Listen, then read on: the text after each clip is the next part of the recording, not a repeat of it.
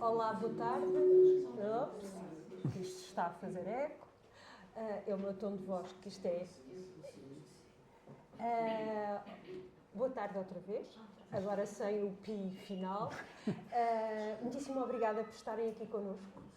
Agradeço imenso à família da Irisalva que nos tem acompanhado nestas sessões mensais sobre ela, sobre o trabalho que ela desenvolveu. Hoje não é que eu não goste e não valorize todos os colegas que estiveram aqui, todas as pessoas que passaram por aqui. Mas hoje tenho uma pessoa muito especial. O José Meco foi amigo da Irisalva, trabalhou com ela e pronto, eu gosto muito dele, por isso é um prazer imenso estar aqui. Apresentar-vos o José Meco. Talvez vamos ser pouco a pessoa que mais percebe de azulejos neste país, que tem um trabalho fantástico sobre azulejaria, que tem diversos livros, fez exposições e hoje vem-nos trazer um pouco do trabalho que ele desenvolveu com a Irisalva e espero que gostem.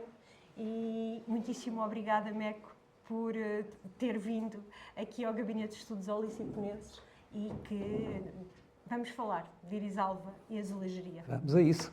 Bom, muito obrigado, é um prazer também muito grande estar aqui consigo e estar neste espaço.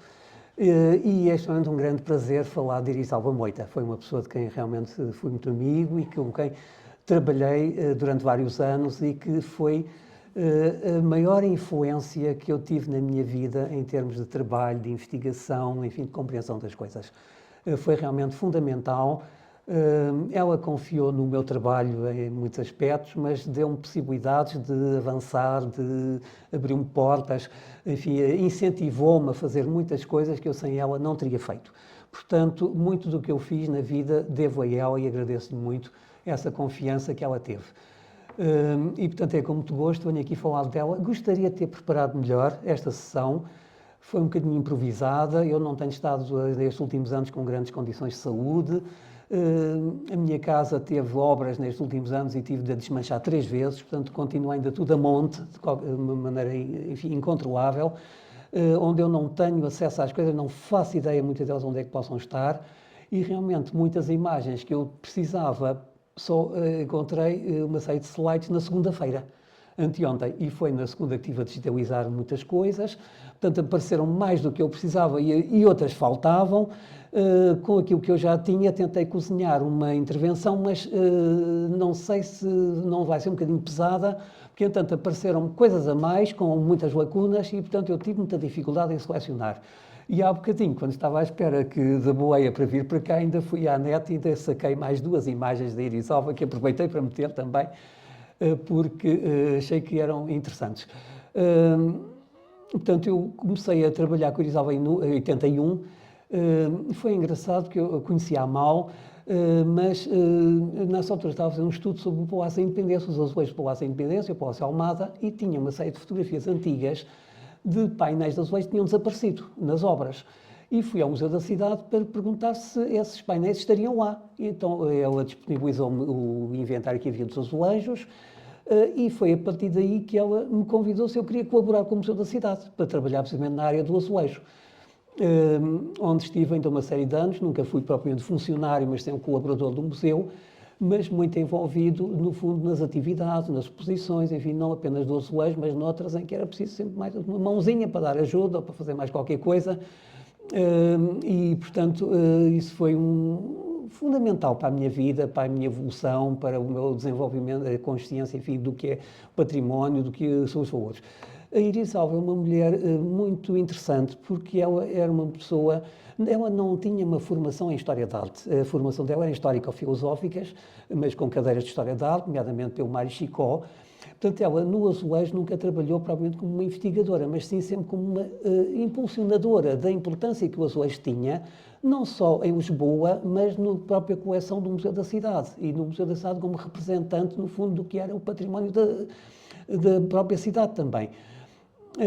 E, portanto, ela tinha realmente uma compreensão de todos estes valores muito grande. Era uma mulher de uma cultura imensa, muito viajada, conhecia imensos países estrangeiros, onde ela andou a visitar museus, monumentos, enfim, espaços culturais. E, portanto, mesmo nas áreas em que ela não era propriamente uma especialista, ela tinha uma abertura muito grande e lutava muito pelas coisas realmente foi no seu tempo, o grande esteio do Museu da Cidade. O museu eu conhecia ainda quando estava instalado na Mitra, era um museuzinho, quase brincadeira, e que ela depois transformou realmente num grande museu, numa grande coleção. Entanto, a Câmara de Mãe foi adquirindo muito mais elementos do que tinha na Mitra, e desde muito cedo que Isabel Moita projetava realmente uma reformulação do Museu da Cidade, onde o azulejo estava incluído, e onde a coleção de azulejos era para ser valorizada. Portanto, esta coleção já vinha de trás, há muitos anos. Já tinha havido uma grande exposição em 1936, a exposição de cerâmica uiciponense, com U, que é a hipótese da cidade de Lisboa, o nome derivado do Uices e não do Uicipo. E nessa altura, grande parte da coleção da Câmara já tinha sido utilizada e depois foi espalhada pelos muros do Jardim do Palácio das Galveias, ficando muitos outros exemplares em depósito. Portanto, esses exemplares, muitos já estavam inventariados, foram sendo classificados pela doutora Raquel Florentino, que era conservadora do Museu da Cidade e que trabalhou muito nesta área, mas faltava realmente uma iniciativa de peso para esta coleção dar nas vistas. Portanto, o Museu da Cidade já tinha usado algumas peças soltas em exposições, mas o grosso da coleção continuava, digamos, por explorar, por divulgar. E, portanto, a ideia de Irizábal, quando me convidou para colaborar com o museu, uma das funções era precisamente dinamizar esta coleção. Portanto, eu tenho aqui uma imagem do dia, já foi um ano antes dela falecer, quando recebeu a medalha de ouro da Câmara de Lisboa, já estava muito debilitada, mas ainda com aquele olhinho dela sempre muito vivo. Estávamos a ver que lhe dava um badagaio neste dia, porque ela ficou tão comovida por ter recebido, era o sonho da vida dela, era a medalha de ouro da Câmara. Ela tinha-se dedicado uma grande parte da sua vida inteiramente à Câmara de Lisboa e, portanto, foi uma medalha muito justa, mas já dada muito tarde. E estávamos a ver que ela não aguentava a comoção. Aqui temos ela muito mais jovem, sentada nas ruínas do Hospital Todos os Santos, em 1960. Portanto, ela teve um percurso muito, eu não vou aqui falar agora disso, nem sequer há tempo, mas ela teve um percurso muito acidentado. Ela foi professora na Faculdade de Letras, onde em 2 anos e meio deu, creio que, 12 cadeiras, algumas das quais ela nunca tinha estudado, como numismática e outras que ela trabalhou a sério. Era uma mulher que trabalhava de uma maneira absolutamente brutal e quando tinha de pegar num assunto, ela tentava ir até ao fundo e investigar tudo o que podia. Foi corrida da Faculdade de Letras de uma maneira absolutamente vergonhosa. Dedicou-se durante vários anos à arqueologia, foi uma das vertentes muito importantes da sua carreira. Ela queria fazer o levantamento dos castros de todo o país, mas, entretanto, acabou por ser a sua ligação à museologia que a levou ao Museu da Cidade e foi uma figura destacada da APOM, nomeadamente da Associação Portuguesa de Museus, onde ela desenvolveu muita atividade e, portanto, foi no Museu da Cidade que ela, no fundo, pôde concretizar muitas das suas ideias, da sua perspectiva que ela tinha sobre a história. O azulejo, é claro que estava incluído. Portanto, ela não era propriamente uma especialista da azulejaria, como disse há pouco, mas foi uma mulher extremamente empenhada neste aspecto fruto disso foi, por exemplo, quando publicou o livro de Lisboa, ela convidou-me para fazer um capítulo sobre o azulejo e a talha na valorização da arquitetura da cidade. Portanto, o azulejo para ela era um elemento de importantíssima dinamização, não era só o azulejo em si. E várias vezes ela lutou entre conjuntos que estavam em perigo, entre recuperá-los para o museu ou tentar que eles ficassem no sítio, porque ela dizia que sempre que se tirava o azulejo do seu sítio original, esse sítio era para demolir, para ir abaixo, para desaparecer. E ela lutava muito pela conservação do património arquitetónico e, portanto, a conservação do azulejo nesses espaços, para ela era fundamental para esses espaços sobreviverem, só que muitas vezes isso falhou. Até chegámos a ter algumas brigas nesse sentido, porque havia coisas que eu achava que deveriam ser retiradas e ela defendia e houve situações infelizes. Portanto, foi uma área em que ela se empenhou a fundo e isso começou logo na escavação do Hospital Todos os Santos. Portanto, aí temos outra imagem dela a mostrar o hospital a uma série de, certamente, olicipógrafos, que eu não sei identificar. Esses eram mais políticos, cá. Se calhar. Isto é um slide da própria Irisalva, das escavações. Ela deu-me uma vez uma caixinha de slides, já muito apagados, enfim, mas que eu não conseguia encontrar. Por sorte, tinha 2 imagens já digitalizadas que encontrei. Portanto, aqui temos o azulejo de Ponta Diamante, do início do século XVII, final do XVI, início do XVII, e o fragmento de um frontal de altar. Como esta escavação, tanto estas ruínas, quando se fez a reconstrução da cidade, Pombalina, foram cortadas, ficaram enterradas, mas foram cortadas na parte superior para se urbanizar, portanto apareceu só a parte inferior do hospital e, portanto, este frontal só tem a parte inferior. Muito estragado, como se pode ver, pelo incêndio, tem muitas lacunas de vidrado, isto é uma imagem já mais recente, quando ele esteve em exposição no Museu da Cidade. Portanto, foi um espaço onde apareceram azulejos muito interessantes. Aqui são alguns exemplos de azulejos recolhidos no hospital que a Irisalva preservou com todo o cuidado. Aliás, foi um trabalho notável que ela conseguiu fazer num mês, não sei como, porque a escavação de metade, quase da Praça da Figueira, o estudo do espólio e depois o levantamento de todo esse espólio, num mês, eu não sei como é que ela foi capaz. Nem sequer com arqueólogos especialistas, mas com os técnicos do Museu da Cidade. E, portanto, muito deste material estava armazenado, durante muitos anos não foi estudado, mas pelo menos foi fácil recuperar algumas peças para exposições. Algumas das exposições em que eu colaborei não tenho imagens, mas de vez em quando tenho aqui uma outra imagem de peças que entraram nessas exposições, mas feitas em exposições mais tardias. Portanto, isto são montagens já feitas mais tardiamente. Portanto, são exemplos de patronagem essencialmente do século XVII, que apareceram nas ruínas do hospital. Nestes anos iniciais, a Irisalva teve intervenções importantes na recuperação de várias azulejarias da cidade, especialmente em espaços que estavam em risco de desaparecer ou serem destruídos, como, por exemplo, esta quinta do Monteiro Mor, nos Olivais, que tinha restos da azulejaria do terceiro quartel do século XVII, absolutamente magnífico, num estado calamitoso. Havia um grande painel barroco que ela não conseguiu salvar, mas estes do século XVII foram recuperados, mesmo com os estragos que tinham, estavam aqui preenchidos, com argamassas, enfim, mas estavam muito incompletos. Portanto, isto era um depósito de água e um poço que também tinha à volta um friso de azulejos que estava incompleto na parte superior, portanto só apareceu a parte de baixo. E neste depósito tínhamos especialmente aqui uma caçada ao crocodilo, que é assim uma peça absolutamente fantástica. Ora, alguns destes azulejos eu montei logo nos azulejos de Lisboa, mas este painel, por exemplo, só apareceu numa exposição feita há menos anos, há 8 anos atrás, os fragmentos de cor do Museu da Cidade.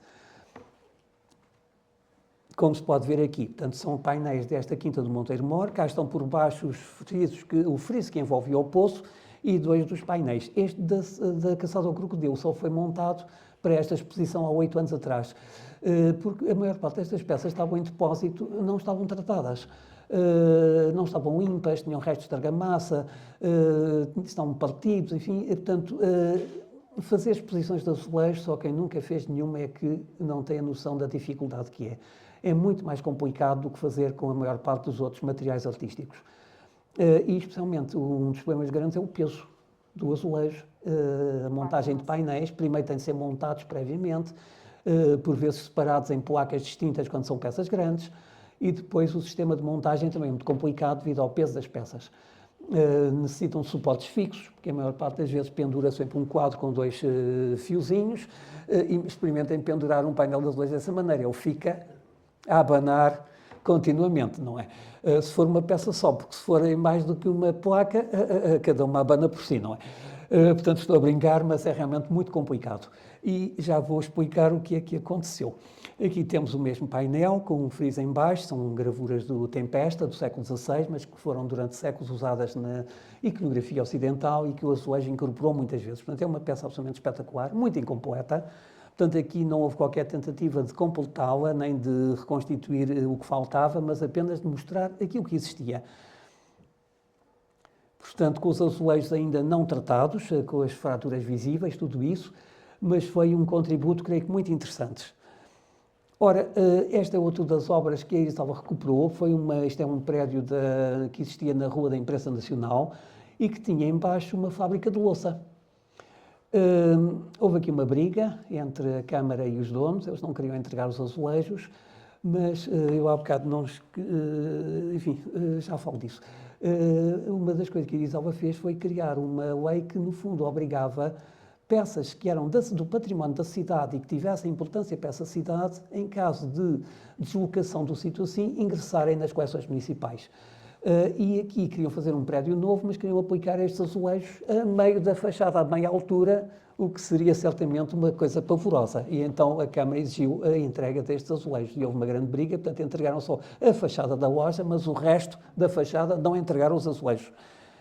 Portanto, isto são fotografias da própria Irisalva, aqui se vê, isto é a loja do Miguel Gomes Correia, e esta fachada que se pensava que seria do Ferreira das Tabuletas, aquele célebre pintor que trabalhou já no finais do século XIX, como pintor, a segunda metade, enfim, como o nosso romântico, digamos, mais interessante na azulejaria. Depois, quando se estava a montar a exposição dos azulejos de Lisboa, encontrei no José Queiroz uma referência que esta fachada tinha sido pintada por um José da Silva, conhecido como José da Pintura. 37 anos antes do que era. Portanto, isto dava cerca de 1871. Portanto, eram pintores que não eram conceituados como artistas. O próprio Ferreira das Tabuletas, o Luís Ferreira era das Tabuletas, que era aquilo que ele pintava para ganhar a vida, não é? E este era o José da Pintura. Portanto, é uma peça fantástica que depois, quando o expus pela primeira vez nos Azulejos de Lisboa, portanto, tive de reconstituir aquele friso envolvente que estava muito fragmentado e como havia azulejos iguais aos que estavam aqui por cima no depósito do museu, fiz também uma barra para enquadrar melhor a peça. Portanto, isto é uma das imagens em que este painel já esteve várias vezes exposto, tanto em Lisboa como no estrangeiro, já viajou a Marrocos, ao Brasil, enfim. E é uma peça absolutamente fantástica, das grandes peças do Museu da Cidade e que realmente foi graças à perseverança da Irisalva Moita que ele se mantém nas coleções municipais. Acho que há poucos anos apareceram herdeiros dos donos deste prédio a reclamar a peça, dizendo que tinham sido os comunistas que tinham roubado o painel e não sei o quê, quando isto foi uma obrigação da Câmara, a troco da autorização de construção do prédio novo, que este painel ficou na coleção da Câmara. Outra obra importante de recuperação foi o Café Royal, isto é, na esquina da Rua do Alecrim com a Praça Duque III, portanto, o Cais de Sodré.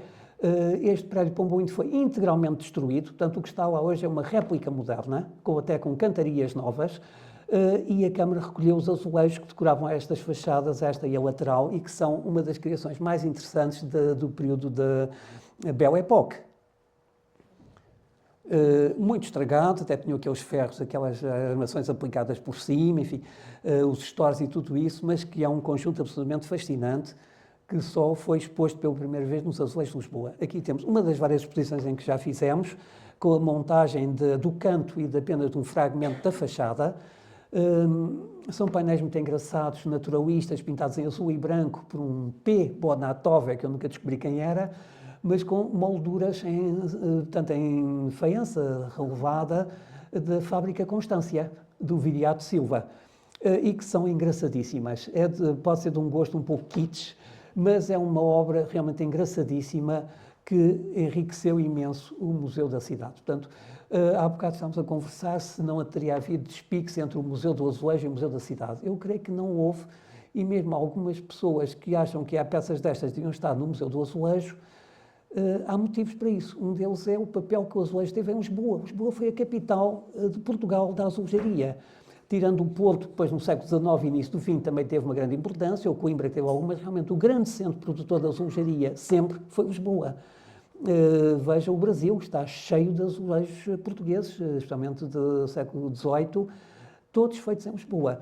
E, portanto, o Museu do Azulejo tem uma função nacional, de refletir o que é toda a azulejaria portuguesa, mas não especificamente a de Lisboa. E depois, isto são conjuntos que eram da cidade E há casos em que só se expõe às vezes um ou dois painéis, mas que são conjuntos completos. Há salas completas de edifícios, podem reconstituir o painel grande, o médio, o pequeno, o vão da janela, os enchalços, o vão da porta e tudo isso. Portanto, permite essa reconstituição. Portanto, um espírito diferente do que é o Museu do Azulejo. E nesse aspecto, a coleção do Museu da Cidade é absolutamente fantástica.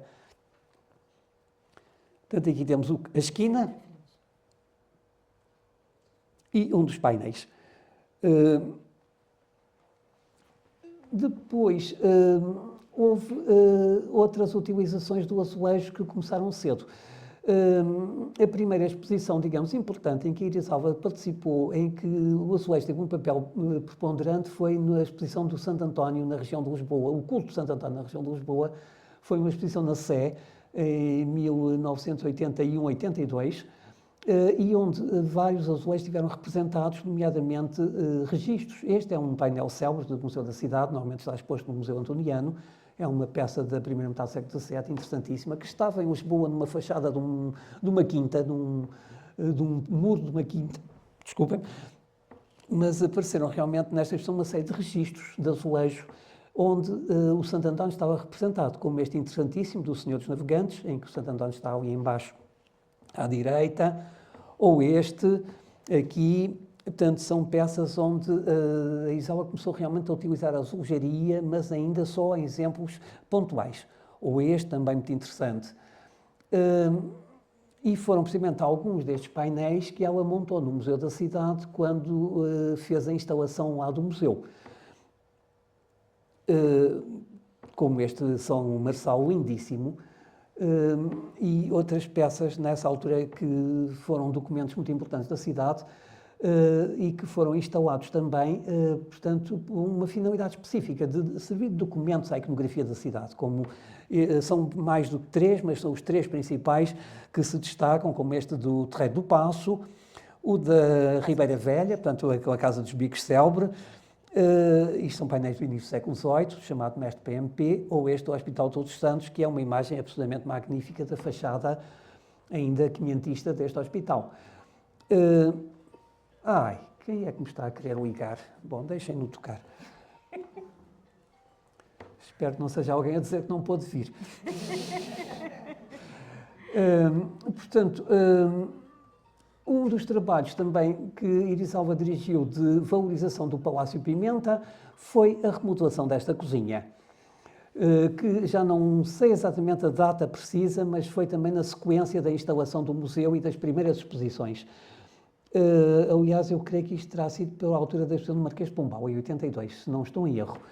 Ora, esta cozinha tinha, isto é uma imagem antiga, portanto, tinha aqueles painéis recortados na parede superior, aqueles alimentos, etc., pendurados, que eram originais, e tinha aqueles frisos que contornavam as janelas e as portas, que eram também do século XVIII, barrocos. Mas depois o espaço estava preenchido com azulejos brancos industriais, tipo Sacavém.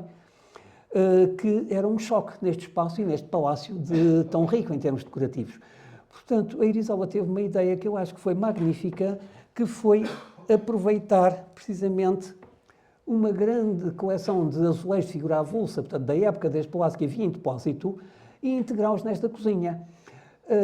Nessa altura, ela tinha um azulejador muito experiente, um senhor já velhote, o senhor Inácio, que foi realmente um azulejador muito experiente, muito hábil, e foi ele que fez esta montagem. Quando ele estudou a solução, viu que os azulejos não chegavam para a altura que se pretendia. Faltavam azulejos. Então, ele ia fazer só uma fiada de azulejo esponjado roxo em baixo, fez 2 fiadas e os azulejos já chegaram. E, portanto, isto valorizou imenso este espaço e toda esta sequência de salas decoradas na primeira metade do século XVIII deste palácio onde o museu está instalado. Portanto, aqui na chaminé tiraram aqueles azulejos industrializados e forrou-se com azulejo artesanal do século XIX, também que havia em depósito, e meteu-se o esponjado então em baixo para dar aquela ligação às outras paredes. Portanto, os painéis de cima já lá estavam, são originais. Aqui temos um deles, como era típico nas cozinhas, eram os alimentos pendurados nas paredes, representados em azulejaria. E aqui temos a parede das janelas, onde foi colocado ali entre as janelas um painel que tinha sido retirado de uma chaminé de uma casa demolida no Martim Muniz, portanto era um painel que já não estava no local original, devia ser um resto do terremoto que foi depois reutilizado noutra casa mais modesta, casa essa destruída naquele alargamento que se fez de Martim Muniz e que ainda durante algum tempo funcionou como painel independente. Mas como era um painel que estava concebido para ser integrado num revestimento de figura avulsa, portanto foi Irisalva que achou que aqui é que era realmente o sítio ideal para ele e acho que resultou realmente magnificamente. Esta colocação de peças em cima da mesa não foi por acaso. É que o painel estava incompleto na parte inferior. Mesmo aquela perna que se vê ali do lado direito já foi um acrescento feito pelo Sr. Inácio com bocadinhos de azulejos antigos. Faltava aquele azulejo e, portanto, não estando a inventar o resto da mesa, assim, a colocação por trás daquela mesa de pedra com as peças em cima disfarçou. E realmente, como podem ver, estes azulejos à volta da figura são originais, os outros já eram do depósito da Câmara e, portanto, era a função deste painel integrar-se num contexto destes. Portanto, foi um trabalho que resultou de valorização do espaço e de valorização de peças que estavam soltas e desaproveitadas, que me parece que foi notável e que enriqueceu muito. E que foi realmente uma das características de Irisalva, era esta capacidade de apanhar as coisas e de perceber o seu valor e o seu papel. O que fez dela uma grande museóloga e uma grande organizadora de exposições, porque ela sabia exatamente as peças que devia conjugar numa exposição. Ela queixava-se muito que as exposições que fazia aí muitas vezes eram feitas ao calhas. Eram muitas peças, muito bonitas, mas não faziam sentido, não tinham ligação entre si. E, portanto, a coerência naquilo que se expunha era para Irisalva mesmo uma necessidade e que ela muito valorizava e eu creio que nesse aspecto aprendi muito com ela também.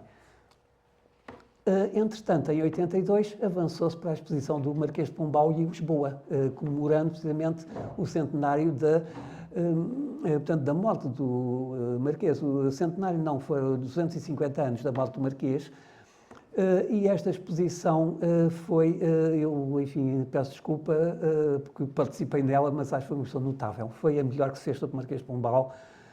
Foi uma exposição importantíssima. Se não conhecem, podem no final ver. São 3 catálogos, porque isto foi feito um pouco à pressa e nenhuma tipografia conseguia imprimir um catálogo só a tempo. Então, uma tipografia imprimiu 2 e outra imprimiu 1.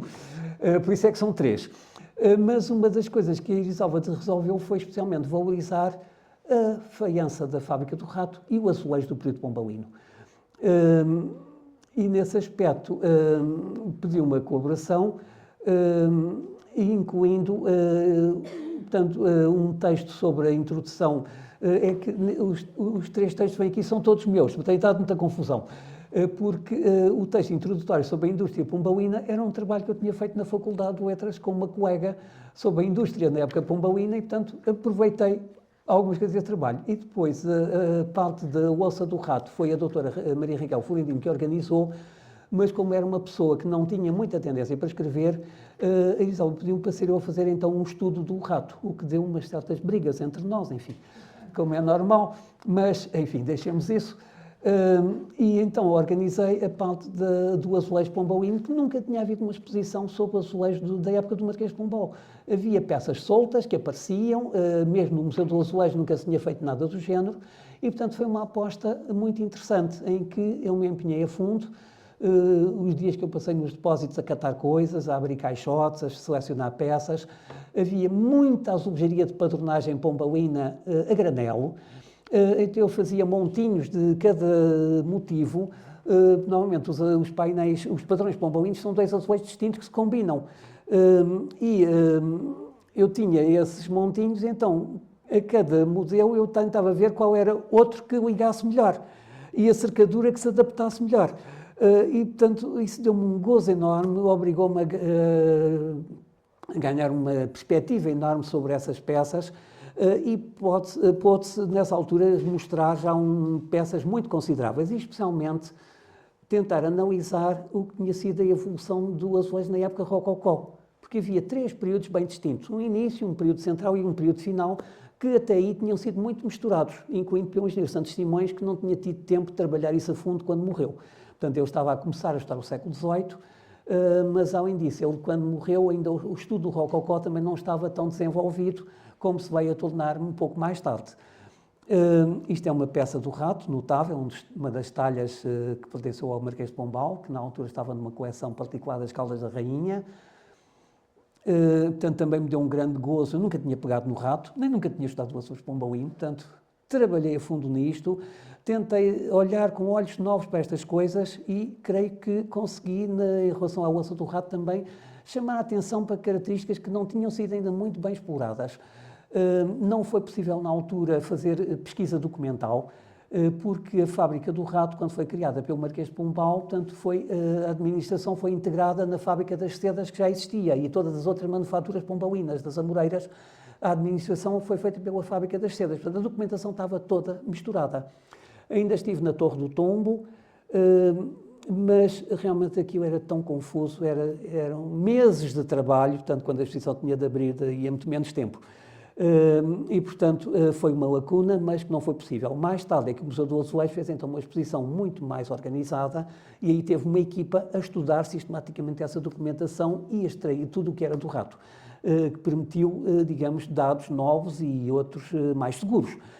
Mas eu baseei-me, eu não sou um documentalista, eu sou essencialmente, acho que uma pessoa que gosta de apreciar o aspecto estético das obras e, portanto, foi graças a essa análise que eu fiz das peças que eu tentei distinguir realmente as várias fases, as várias evoluções e que mais tarde depois a documentação veio confirmar, nomeadamente em relação à fábrica do Rato, sobre o qual o que se dizia era tudo errado.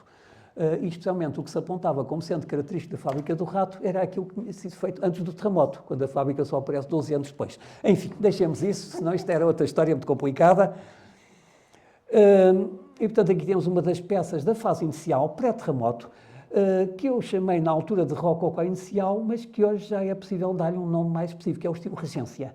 No fundo, é um estilo intermédio decorativo, que vai, digamos, misturar-se com o barroco joanino, mas que vai abrir o caminho para o rococó e que por vezes aparece combinado ou com um ou com o outro e outras vezes aparece realmente com uma certa independência. E que é um período brilhante, este período de 10, 15 anos antes do terremoto, é realmente um período de uma extraordinária criatividade e creio que foi a primeira vez que se chamou a atenção para isso, foi precisamente nesta exposição do Marquês de Pombal.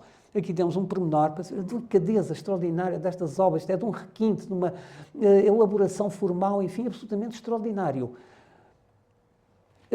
Nessa altura foi possível adquirir algumas peças, especialmente ao engenheiro José Manuel Leitão, que tinha a sua loja na Dom Pedro V, que hoje pertence ao filho, ao Manuel Leitão. Este painel, por exemplo, foi comprado nessa altura, é um painel raro, que é pintado apenas em rosto de manganés. Ora, o manganés era muito utilizado, às vezes também na parte central, mas quase sempre com uma cercadura de outras cores. Portanto, eram peças, normalmente o truque era pedi-las emprestadas e depois de serem emprestadas tentava-se adquirir.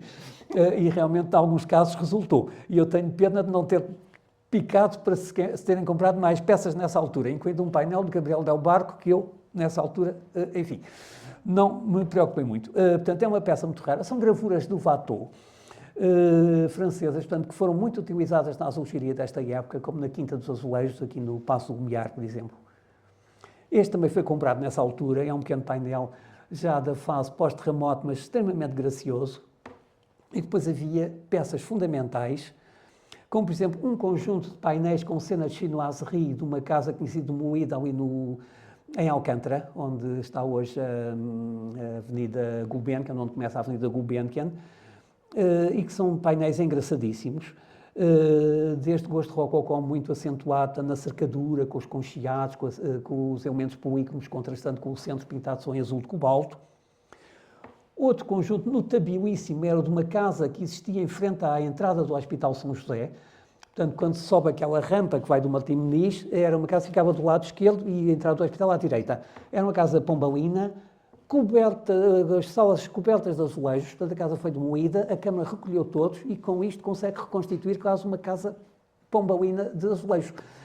Portanto, só têm sido utilizadas algumas peças soltas, como por exemplo este grande painel com cenas marítimas, ou a escada. Esta montagem não é a que eu apresentei nos Azulejos de Lisboa, nem no Marquês de Pombal. Foi uma montagem feita mais tarde para o estrangeiro, mas com a reconstituição do painel que eu expus na exposição do Marquês de Pombal. Portanto, com o patamar e o primeiro lance de escadas. Aqui são painéis apenas ornamentais, mas de uma profusão de cor, de fantasia decorativa absolutamente notáveis. Ou outros também ornamentais da mesma casa, como este, para além dos painéis figurativos, como o que mostrei primeiro. Outros incluíram, por exemplo, silhares destes que combinavam composições tipo arquitetónico com fundos de padronagem, dos quais o museu também tinha exemplares interessantíssimos. Portanto, isto é apenas uma lambuzadela muito rápida sobre aquilo que se incluiu nestas exposições. A padronagem, portanto, foram expostos uma série de padrões, como este, por exemplo, que é um padrão bastante invulgar pela sua cercadura, que não é uma cercadura feita praticamente em série, ou este muito engraçado, em que o motivo, aquela furinha central, é o que aparece naquela espécie de grelha também e na cercadura. Portanto, normalmente eles combinavam uma grelha com um centro, com um furão, com um raminho, com qualquer coisa, mas a ligação era feita só pelo canto e, portanto, podia-se combinar o que se quisesse desde que o canto ligasse. Como, por exemplo, neste padrão, em que aquele furão pode ser usado ali, mas pode ser usado outra coisa qualquer, desde que o canto seja o mesmo. E muitas vezes usavam cercaduras de uma cor só para contrastar e policromia no centro. Assim como a grelha também é policroma e o furão é azul, portanto, vivia-se muito estes contrastes, estes apontamentos muito engraçados. E, portanto, foi uma exposição que realmente acho que foi muito interessante porque abriu muitas portas. E não só para o azulejo, mas também para mim e para o próprio museu. É que eu nunca tinha feito uma exposição de azulejos e o próprio museu também nunca tinha feito. E como a exposição foi feita com uma certa pressa, o azulejo foi sempre ficando um bocadinho para trás. Conseguiu-se montar os painéis e tudo isso. O Carlos Ribeiro, o decorador do museu, fez uma estrutura para pendurar os azulejos, mas o sistema de pendurar era um bocadinho complicado. E, portanto, os azulejos foram ficando para trás e decidiu-se que realmente no dia da inauguração, que era o fim da tarde, é que de manhã se iria começar então a pendurar os azulejos. Só que o carpinteiro que estava do museu, que tinha assim um feitio, digamos, um bocadinho retorcido, para não falar pior, dessa manhã chega ao pé e disse que ainda não tinham os parafusos para pendurar os painéis. Ai, não tem os parafusos, olha que bom, então não se penduram painéis nenhuns. Bom, foi um sarilho.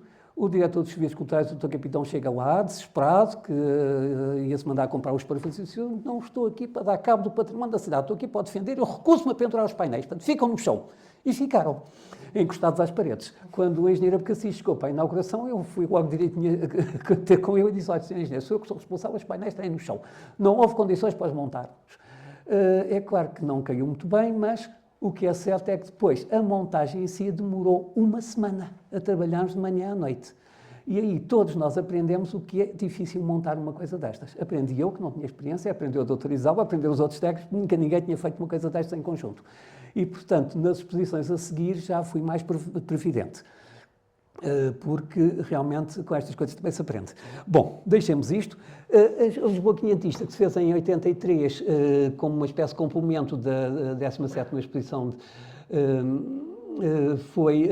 teve pouca azulejaria. Aliás, o museu tinha muito poucos exemplares do século XVI.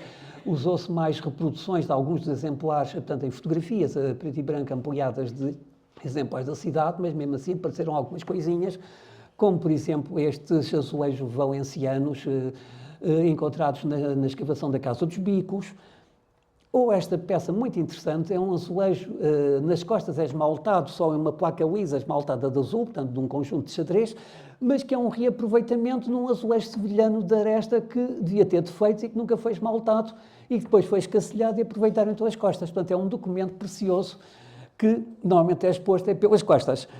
E outros exemplos, esses outros, mas digamos não foi uma exposição com grande peso, nem contribuiu para a evolução do estudo da azulejaria do século XVI. A exposição dos azulejos de Lisboa é que foi então a grande tentativa realmente de explorar a coleção da Câmara.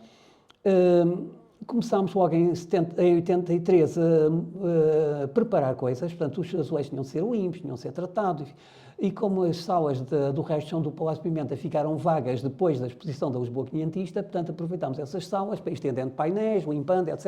Era preciso lavá-los, enfim, lavávamos no pátio, tivemos lá apoio de estudantes, e eu, conforme ia tendo painéis preparados, portanto, punham no chão um cartão, outro painel, assim, ia fazendo uma espécie de sanduíche, para estarem arrumados, mas já organizados. Bom, rebentou um coletor no parque do Palácio Pimenta, que ficou tudo coberto de lama e de umidade, as placas de aparito que eu já tinha comprado ficaram encharcadas.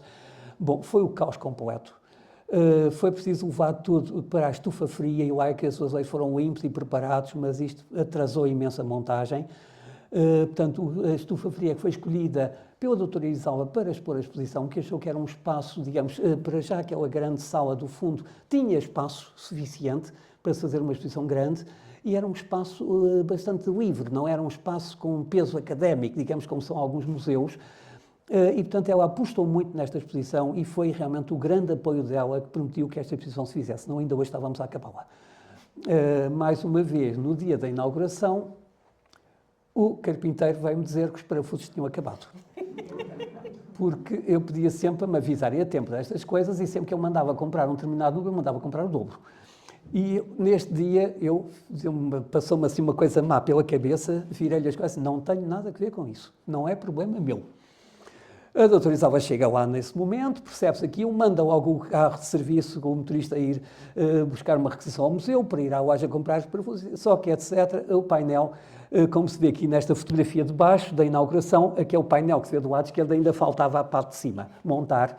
Portanto, a exposição só foi acabada depois de inaugurada e uma semana antes da inauguração, a doutora Isalva chamou 2 técnicos, 2 carpinteiros da Câmara para apoiarem e mesmo assim isto foi muito complicado. Mas foi realmente uma aposta, creio que muito importante, porque foi uma exposição que se tornou muito popular. Ela esteve meses na estufaria, foi visitada por imensa gente. Eu fiz imensas visitas guiadas, começava às vezes com um grupo de 50 pessoas atrás, conforme os visitantes iam chegando e iam se encostando, acabei algumas visitas com 250 pessoas atrás de mim. Não sei como é que estou vivo. Mas isso acho que foi muito importante. Não, é claro que não foi só esta exposição, houve muitas iniciativas de outros organismos, nesta altura, para valorizar o azulejo, mas esta creio que criou, digamos, um público para o azulejo em muitas pessoas que antes não tinham sensibilidade. E, portanto, acho que foi realmente uma exposição que marcou muito e que permitiu realmente mostrar uma grande parte da coleção da Câmara.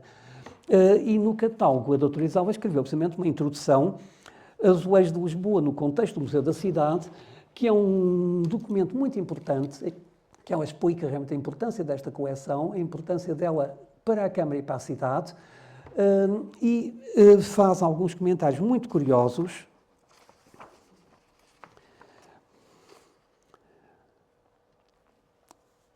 onde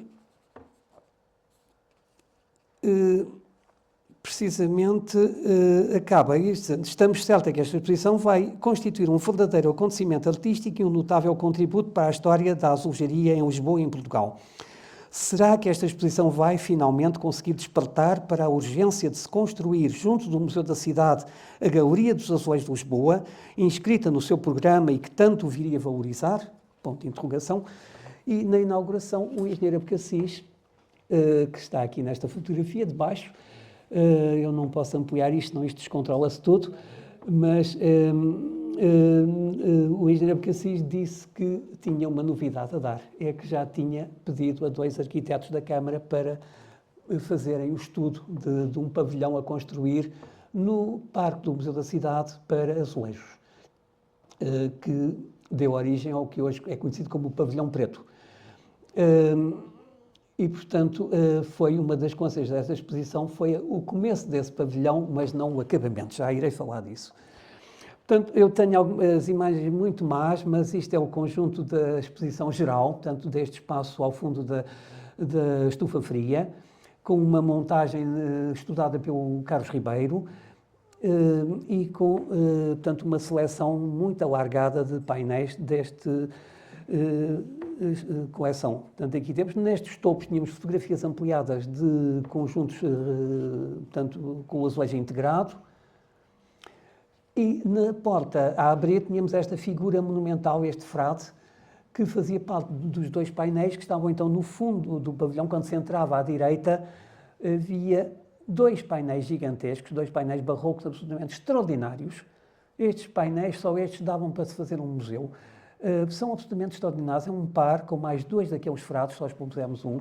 Este, por exemplo, já esteve na Bélgica, na Europália, e andou por todo o mundo. Ele veio, este painel, só este, numa exposição que andou pelo mundo, nomeadamente no Oriente, em vários países do Oriente, no Brasil, enfim.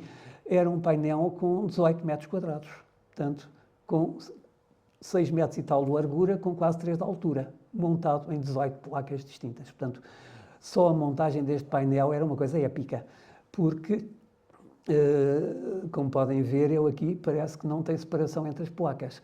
E basta haver um pequeno erro, qualquer coisa, para as junções abrirem ou não encostarem perfeitamente. De onde é que ele era? Não se sabe. Não se sabe. Havia uma ideia de que ele seria da igreja de Sacavém, do convento de Sacavém. Só que a igreja hoje não tem azulejo, mas a página do CIPA, portanto, os antigos monumentos nacionais desse convento, tem informação de que os painéis que estavam na igreja tinham sido transferidos para outra dependência do convento, onde ainda estão hoje. E, portanto, estes não seriam de lá, não se sabe. É um painel antoniano e outro é um painel associado ao São Sebastião. Portanto, a própria combinação destes dois santos não se percebe. Mas não há registro. São aquelas peças que sempre estiveram em depósito na Câmara, já se calhar há quase um século. Não se sabe, mas são peças joaninas da primeira metade do século XVIII, desde 1730, para aí, absolutamente extraordinárias. Aqui temos numa montagem mais recente o mesmo painel. Portanto, são obras absolutamente extraordinárias. E este é o outro, este é sobre o São Sebastião, porque temos aqui as setas no centro, depois já é uma passagem que já não tem a ver com o martírio, mas certamente com a sua transladação para o céu, digamos. E, portanto, foram estes dois painéis que ficavam a abrir a exposição na entrada, portanto, à direita, enquanto que ao fundo aparecia então este painel da loja da Rua da Imprensa Nacional, aqui também numa montagem do Carlos Ribeiro, mas só encontrei esta fotografia a preto e branco. Eu tenho slides disto, mas não os encontrei. Portanto, o que ficou aberto, com aquele fundo de verdura que deu um arejamento a este painel muito grande. E depois foi uma retrospectiva da azulejaria de Lisboa nas várias épocas, com as coisas mais arcaicas, com este frontal de altar, que foi uma peça também adquirida nesta altura, um engenheiro José Manuel Leitão. O Museu do Estado não tinha nenhum frontal, portanto este foi um empréstimo que depois tornou a aquisição muito interessante. Muitas das peças já usadas na exposição do Marquês de Pombal, padronagens do 17, variadas, peças barrocas de grande qualidade. Isto era um painel, também não se sabe a origem, não tinha cercadura, são batalhas mesmo do início do século XVIII, inconfundivelmente do pintor António Pereira, de uma qualidade extraordinária, esta sensação de profundidade, movimento, esta dinâmica e esta sensibilidade da pincelada. Portanto, eram painéis que estavam no depósito da Mitra, onde os azulejos estavam guardados, portanto, à entrada junto do Palácio da Mitra, portanto, à entrada do asilo. Aquilo era uma antiga fábrica que tinha assim a toda a volta uma varanda metálica, com o chão também metálico, com aquela espécie de malha em losangos saliente. E os azulejos estavam colocados ao contrário, no chão, portanto eu só vi as costas quando eu comecei a levantar isto. Fiquei de olho arregalado. O problema é que o chão, como estava todo ferrugento, de superfície dos azulejos tinha uma quadrícula, digamos, de ferrugem medonha, mas que felizmente saiu toda na lavagem, portanto não entranhou no vidrado, porque senão teria sido um desastre. Este painel hoje está em depósito no Museu do Azulejo, portanto, e em exposição. Mas este grande deu para montar quase todo, mais outro médio, de resto havia painéis mais pequenos que tinham falta de 50% ou mais azulejos. Depois havia os azulejos da Igreja de São Lourenço de Carnide, tinham sido retirados no início da República para fazer lá uma escola, tinham sido já expostos nas Galveias em 1936, muitos deles foram para os depósitos da Câmara, alguns foram lá buscá-los à revolia do Museu da Cidade para colocar em paredes de Lisboa, como aqueles 3 painéis que estão no Pardão das Amoreiras, mesmo antes do aqueduto acabar na Casa da Água das Amoreiras. Portanto, estão lá 2 grandes painéis que eram da Capela Mor desta igreja e um painel que era da nave, que são de artistas diferentes. E todo o resto da nave estava ou ainda aplicado em alguns muros do Palácio Galveias ou então nos depósitos do museu. E estava numa grande confusão, porque em 1936 o Battistini coordenou essa montagem do Cerâmica Liciponense. Portanto, ele teve de remontar os painéis que estavam muito incompletos, fez marcações novas nas costas, depois mais tarde eles foram retirados das paredes das salas e colocados noutro espaço, foram marcados outra vez, portanto eles tinham 3 marcas nas costas, era impossível perceber as marcas originais. E portanto isto era um assunto que era de um extremamente complicado de reconstituir estes conjuntos. Aqui são apenas alguns destes painéis, portanto, aquela grinalda que formava um enquadramento de uma das capelas, um pedestal de um dos painéis e um painel também com o martírio de São Lourenço. São peças do Policarpo Oliveira Bernardes, aí de 1720, é um conjunto extraordinário, que nesta altura só foi possível expor algumas peças selecionadas que estavam mais à mão e mais fáceis de montar. E depois muitas outras peças que faziam parte do espólio do museu, barrocas. Estes painéis que tinham vindo de uma casa da Rua Barros Queiroz são um conjunto também extraordinário de painéis profanos. Outros exemplos, nomeadamente de padronagem de transição, portanto, o tal estilo regência. Muitas coisas rococós, portanto, muitas delas já tinham estado na Vila do Marquês de Pombal, como, por exemplo, estes painéis da casa de fronte ao Hospital de São José, registros, etc. Um núcleo muito importante de azulejo neoclássico, do qual a Câmara também tem exemplares notáveis, formando alguns conjuntos completos, como por exemplo este, com aqueles retratinhos, que não sei se seriam do dono e da dona, no centro dos painéis. São painéis muito graciosos, muito leves na sua linguagem decorativa tipicamente neoclássica. Estes são absolutamente magníficos. Vejam ali, há ali uma foto do Mário Marzagão, portanto há aqui muita pirataria de imagens tiradas da net. Espero que os autores das imagens não estejam aqui presentes, senão podem me acusar de plágio. São painéis lindíssimos, essencialmente decorativos, Esse é lindíssimo. que são de uma frescura, de uma fantasia enorme. Depois, muitas coisas do século XIX, padronagem, etc. Pela primeira vez expôs-se um núcleo importante da azulejaria revivalista, nacionalista, que na altura era considerada de muito mau gosto e de muito mau tom, e, portanto, expunha-se às vezes uma outra peça, mas, digamos assim, um núcleo de peças destas nunca se tinham exposto, como este painel que era de uma casa nas Amoreiras que foi demolida, uma vivenda, e que tinha azulejos do Casanova, o Henrique Casanova, que tinha sido o mestre dos príncipes portugueses, e que é a única obra dele que é conhecida em azulejos. Isto é de 1909. Ele depois, com a República, voltou para a Espanha, não aderiu ao novo regime. E, portanto, são conjuntos interessantíssimos, de um romantismo decadente, muito acentuado. Painéis que foram utilizados no pavilhão de Portugal, na Exposição Internacional de Sevilha de 1929. Neste caso, são imitações de tapeçarias do Leopoldo Battistini. Alguns desses painéis foram utilizados na cidade, como naquele chafariz que está na Rua da Junqueira, que é o conjunto de azulejos pseudo-neoclássicos, eram também deste pavilhão, mas temos este conjunto de painéis que são dos mais decorativos, dos mais graciosos que o Battistini fez. Foi a primeira vez que se expôs também um fragmento do Café Royal. Creio que foi este fragmento, mas aqui numa montagem muito mais tardia.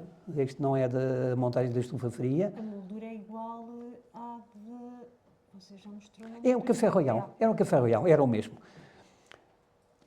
Outras peças de arte nova absolutamente notáveis, como sempre este painel lindíssimo. Esta casa, Júlio Gomes Ferreira, era uma casa de artigos elétricos na Baixa. E, portanto, está aqui esta senhora a iluminar a terra. É uma das composições de arte nova mais belas. Tinha, acho que, uma porta e uma montra e este painel ficava no intervalo. Portanto, é um painel lindíssimo, das coisas de arte nova mais bonitas que temos. Infelizmente, a maior parte delas tem desaparecido, muitas destruídas. O Museu da Cidade conseguiu recuperar várias, felizmente. Isto é uma decoração de padaria, que era de uma padaria que tinha fechado na zona do Carmo e que ia ser demolida, portanto foi possível recuperar a azulejaria e fazer esta montagem para exposição. Portanto foi difícil, como o azulejo é colocado obliquamente, foi preciso fazer cortes e, portanto, foi preciso estudar os cortes para afetar o mínimo possível a composição. Enfim. Depois outras peças mais modernas, como este painel do Jorge Barradas, que é da sua primeira exposição em 1945, que é uma peça que pertence já há muitos anos à Câmara Municipal, ou um painel também do Manuel Cargaleiro, dos anos 50. As peças modernas, como havia menos na coleção, também foi a parte ficou mais pobre desta exposição da estufa fria, dos azulejos de Lisboa. Embora houvesse peças emprestadas, a Maria Queiro, por exemplo, emprestou os desenhos, os 6 desenhos preparatórios do painel da Infante Santo. Foi a primeira vez que eles foram expostos. Mais tarde é que foram expostos no Museu do Azulejo. E foi com grande mágoa que não foi possível conseguir-se uma peça do Querubim Lapa. A doutora Isalva Moita é que andou sempre à volta destas situações, a fazer pedido de empréstimos, contactos, etc. Tentou várias vezes junto da viúva ou amigo da fábrica, nunca conseguiu contactar o Querubim e não foi possível. Houve depois umas queixas de que a exposição tinha ficado muito pobre por causa disso e o próprio Querubim foi aos arames, porque no fundo é o maior ceramista português do século XX, digamos, falando rapidamente. E tem uma obra importantíssima em Lisboa e sentiu-se mal por não estar representado naquela exposição. E depois mandou uma carta, precisamente, à doutora Isalva, mas a insultar-me a mim. E ela respondeu e eu ainda ficou pior. E andámos assim uns tempos a tentar não nos encontrarmos. Até que uma vez, numa inauguração do Museu do Azulejo, viemos dizer, olha, que o Querubim está aí, ele está furioso consigo. Só que a doutora Isalva, quando soube disso, pegou-me na mão e disse, venha cá, isto tem de acabar. E pôs-me cara a cara com o Querubim. Agora a conversa é que vocês têm a de se entender. E ficámos a conversar, mais ou menos civilizadamente, até que ela chega outra vez, afinal estou a ver que vocês já estão a falar bem. E eu, calma aí, doutora Isalva, nós ainda somos inimigos, mas estamos a falar bem. E isso aí para ele foi o suficiente, ficámos amigos até eu morrer. E realmente depois ele foi, hei de falar no fim, uma grande generosidade, emprestou peças depois para as exposições no estrangeiro, enfim, mas com isto começou por uma briga e realmente foi muito injusto ele não estar representado na exposição, mas na altura não foi possível. Eu devo dizer que o catálogo foi feito nos últimos dias antes da inauguração. Eu ia para a tipografia à noite, rever provas e adormecia várias vezes em cima das provas. Portanto, a montagem foi feita até ao fim, sem se conseguir acabar a exposição. Portanto, eu não me arranjo mais peças, que eu já não tenho cabeça para meter mais nada na exposição. E realmente o Querubim não esteve representado. Bom, a seguir houve outra exposição realmente muito importante, que foi a exposição das faianças do Rafael Bordal Pinheiro. A coleção estava num caos, porque a Julieta Ferrão é que tinha sido, até morrer, diretora daquele museu. Ela era sobrinha do dono daquelas peças que os ofereceu à cidade. E só quando a Julieta Ferrão faleceu é que a Isalva pôde tomar posse daquela coleção. Portanto, ela nunca tinha praticamente mexido naquela coleção e ela estava num caos. O andar de baixo, que tinha as cerâmicas, eram armários cheios do chão ao teto. Uma coisa absolutamente medonha. E, portanto, ela decidiu começar a organizar aquele museu pela cerâmica. E em 85 foi um trabalho muito complicado. Por acaso fui eu que fiz as fotografias das peças todas de cerâmica em slide, que depois eram feitas em amplicópia para fazer fichas, não para usar para publicação, mas para fazer fichas. E ela me olha, fotografe-me esta, fotografe aquela, e às 2 vezes eu já não tinha cabeça, porque eram vitrines cheias do chão ao teto, só do hotel. Tipo assim não dá. Eu vou começar vitrine a vitrine, que vai ser prateleira a prateleira, vão ser as peças todas. Porque senão eu já não me entendo, já não sei o que é que fotografei, o que é que não fotografei, e foi o que fizemos. E foi realmente uma exposição muito interessante que Isalva organizou no Palácio Galveias. Fez um estudo muito exaustivo das peças, interpretou muitas das peças, o seu significado político e cultural, que não estavam ainda devidamente identificadas, e foi uma exposição realmente importantíssima para a evolução dos estudos sobre o Bordal Pinheiro. Portanto, isto temos aqui na fotografia de cima, é um aspecto da inauguração. Portanto, ela não só usou um número, enfim, praticamente toda a coleção de peças. Eu não tenho fotografias dessa exposição. Fotografei as peças, mas antes da exposição e da exposição, creio que não tenho nenhuma fotografia. Consegui-lhe arranjar uma, mas não lhe consegui mandar até. Não, estava ali, só que vê-se mal. A outra. E outra. Mas foi realmente onde se deu a maior importância ao azulejo, desde fragmentos de painéis que tinham estado aplicados nas costas da tabacaria Mónaco, ali no Rossio, mas na Rua Nova do Almada há uma porta que tem azulejos que são novos e estes devem ser os que foram feitos novos. São 2 pequenos painéis engraçaditos, assinados pelo Rafael Bordal Pinheiro, mas que são raros na sua obra, é a pintura tradicional sobre faiança estanífera. O que ele fez foi essencialmente peças moldadas, peças cerâmicas moldadas, de uma grande variedade, como este padrão muito historicista, digamos, extremamente interessante, ou este muito neomorisco, digamos, inspirado nas coisas sevilhanas do século XV-XVI. Isto é uma peça neo-renascentista muito interessante, é uma placa maior que um azulejo, um pouco maior, que também foi emprestada pelo engenheiro José Manuel Leitão e comprada pelo museu, que mostra este gosto historicista que o Rafael tinha por coisas do passado. Outra obra que também o José Manuel Leitão vendeu foi este canto naturalista. Isto era para envolver uma parede, portanto, com os 4 cantos, e depois o centro era preenchido ou com panos, ou com padronagem de azulejo, enfim, com aquilo que se quisesse. Portanto, é uma peça também interessantíssima que passou a integrar a coleção do Museu Brutal Pinheiro. Depois temos os azulejos de caráter naturalista, como esta cabeça de gato sobre folhas de couve, e os Arte Nova, que são absolutamente fantásticos pela qualidade dos esmaltes, pelos seus vidrados, enfim, pelos seus reflexos irisados, que são azulejos maravilhosos, portanto, que foram devidamente valorizados nesta exposição. Acabado nos célebres gafanhotos. Aqui, numa montagem que eu fiz, que é um bocadinho diferente das que se fazem normalmente, porque geralmente eles são montados como padrão, só que isto não era padrão, isto eram frisos horizontais, e portanto eu aqui mantive 2 frisos, os de cima e os de baixo, na mesma posição, mas desencontrados, para dar a ideia de padrão, mas sempre com os gafanhotos de pé, porque quando fazem como padrão, há 2 que ficam de pé e 2 ficam de pernas para o ar. Portanto, enfim, bizarrias de quem gosta de mexer nestas coisas. Entretanto, as obras do pavilhão do Museu da Cidade avançavam, muito devagarinho. O engenheiro Abcacis, antes de se ir embora, esteve lá, até com a doutora Cristina Leite, e perguntou-lhe porque é que as obras não tinham ainda acabado, e ela disse que, enfim, ainda tinha havido boicotes internamente na Câmara. Houve realmente uma série de serviços que boicotaram a construção do pavilhão e que atrasaram as obras. E, portanto, em 89, quando era preciso inaugurá-lo, eu ainda estava só começado. A ideia era fazer, fez-se a exposição do aqueduto das Águas Livres, portanto, em 89 era o centenário do nascimento de Dom João V, e, portanto, essa exposição do aqueduto foi uma exposição importantíssima também. E a outra que estava programada era a do azulejo barroco na época de Dom João V, que essa nunca se fez. Até porque interessava essencialmente pegar nos azulejos da Igreja de Carnide, organizá-los o melhor possível, tentar reconstituir. Portanto, era preciso um espaço, era preciso tempo, era preciso condições, e nunca houve. E, portanto, de vez em quando vai-se lá buscar mais um painel ou mais uma composição, mas o conjunto ainda não foi, creio eu, devidamente organizado. Eu devo dizer uma coisa, eu não vou ao Museu da Cidade há vários anos, Museu de Lisboa, atual, não estive lá desde que ele reabriu e não tenho acompanhado as alterações que têm sido feitas e a nova disposição.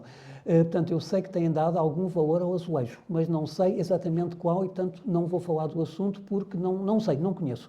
Ainda não fui lá. Mas estou com muita curiosidade, claro, até porque creio que tem um espaço reservado a registros de azulejo e outros núcleos já que ainda não são a grande coleção da Câmara, mas já são qualquer coisa. Portanto, aqui temos os painéis da Igreja de São Lourenço que eu os pus. Aqui são outros 2 que foram montados para a exposição do Fragmentos de Cor, há 8 anos atrás. Portanto, temos aqui um enquadramento de um dos arcos das capelas da nave e um dos frisos que acompanhavam estas capelas lateralmente. Portanto, são azulejos absolutamente excepcionais. Portanto, foi um projeto que ficou por cumprir. Entretanto, a partir desta altura, houve mais uma série de intervenções na cidade que a Isabel Moita acompanhou com todo o cuidado e, em vários casos, conseguiu recuperar, como, por exemplo, nesta quinta de Marvila, onde havia uma escadaria forrada de padronagem do século XVII, onde estavam a desaparecer muitos azulejos. E ela teve ordens de superiores para ir lá retirar os azulejos, só que ela repugnava-lhe tirar os azulejos daquela escada tão interessante, e foi falar com os habitantes da casa, e eles comprometeram-se a proteger aquilo e a não deixar roubar. Só que, entretanto, começaram outra vez a desaparecer azulejos. Era uma das pessoas que vivia lá, aquilo era uma ilha habitacional, e um dos habitantes parece que era drogado, e de vez em quando roubavam os azulejos para ir vender na Feira da Lada e comprar mais uma drogazita. E então houve uma outra ordem para retirar os azulejos e foram mesmo retirados. Mas nessa altura, creio que foi nessa altura que nos apercebemos que havia umas dependências laterais desse palácio que estavam a ser demolidas para fazer construções novas. Uma delas era uma sala que tinha azulejos de figura avulsa, mesmo de transição do século XVII para o XVIII, só que tinham sido pintados de castanho escuro, há muitos anos atrás. E então, os inteligentes que lá andaram a demolir aquilo, deviam ter poucos olhinhos na cara, demoliram 2 das paredes com os azulejos. Não viram por baixo da tinta, havia azulejos. E, portanto, conseguimos a tempo ir lá ainda e retirar os que não tinham sido demolidos, que depois foram limpos, tratados. E uma cozinha ao lado tinha estes que estão a ver, que estavam forrados de jornal e tinham por cima papel de parede a imitar azulejos holandeses. Portanto, também foram recuperados, porque isto era para ser demolido, e portanto também foram recuperados para as coleções do museu. São albarradas engraçadíssimas, reparem, tem aqueles vasinhos intermédios com manjericos. Portanto, o que faltava para os santos populares em azulejos, temos aqui. Isto foi uma cozinha também que retirou-se os azulejos, isto era próximo do Alto dos Sete Moinhos, era uma casa do século XIX, mas muito degradada e ia ter obras e grandes transformações, e esta cozinha tinha estes azulejos anteriores já reaproveitados e, portanto, também foram retirados e foram para o museu. E aqueles painéis de cima neoclássicos, o padrão é relativamente comum, mas os painéis de cima são engraçadíssimos, com aquele fundo de padronagem, e, portanto, com esta parede e com o painel que estava em frente aplicado sobre a chaminé, foi possível fazer 2 painéis, um dos quais estão aqui a ver, já para a exposição. E, portanto, são painéis engraçadíssimos que também, no seu género, enriqueceram muito o museu. Isto é um prédio que havia na entrada da estrada de Benfica, mesmo na esquina do Jardim Zoológico, um prédio do século XIX com um padrão raro, porque estes padrões eram geralmente de estampilha, eram feitos em série. Este não, este deve ter sido feito por parte para esta casa, não se conhecem os exemplares, portanto a casa foi abandonada pelos donos, era para ser demolida, e foi mesmo preciso de retirar os azulejos. Portanto, aqui ainda foi uma fotografia que eu fiz de um fragmento da fachada antes da demolição, mas os azulejos integraram. Entretanto, a doutora Raquel Florentino organizou um painel desta padronagem com cercadura para a junta de freguesia local e fez todo o painel no museu para exposição, e o resto deve continuar lá em depósito. Outro edifício que foi uma lástima demolir foi esta casa na rua Cidade do Liverpool, ali no bairro das Colónias. Era uma casa arte nova e esta também estava condenada porque era preciso abrir aqui uma rua neste sítio, portanto não havia nada a fazer. Portanto, aqui já estava a casa abandonada, muito degradada, tinha azulejos lindíssimos de arte nova, foram todos retirados pelos técnicos do museu, porque nesta altura o museu já tinha um conjunto de azulejadores muito válido. No início era só o Sr. Inácio, mas depois ele reformou-se, mas ficaram azulejadores novos, que foram eles que mantiveram de pé todo este serviço e que foi fundamental.